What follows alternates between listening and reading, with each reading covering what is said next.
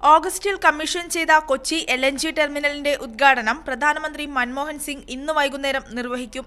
46,000 കോടി മുതൽ മുടക്കുള്ള ടെർമിനലിന്റെ ശേഷി പ്രതിവർഷം 5 ലക്ഷം ടൺ LNGയാണ്. പരിസര മലിനീകരണം കുറഞ്ഞ ഇന്ധനം വ്യാവസായിക ആവശ്യങ്ങൾക്ക് ലഭിക്കുമെന്നതാണ് LNGയുടെ പ്രധാന നേട്ടം.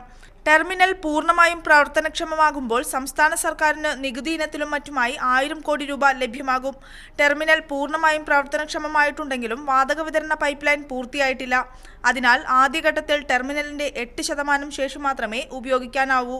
ഇതുവരെ 2 കപ്പലുകളാണ് LNGയുമായി കൊച്ചിയിലെത്തിയത്.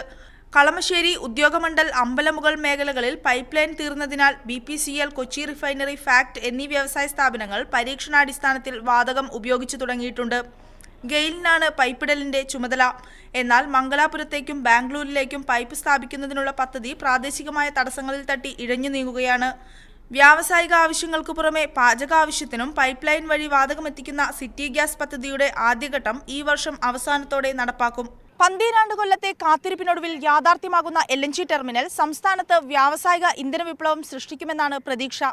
ക്യാമറാമാൻ മനോജ് PL-നൊപ്പം സന്ധ്യ ലക്ഷ്മണൻ, മീഡിയ 1.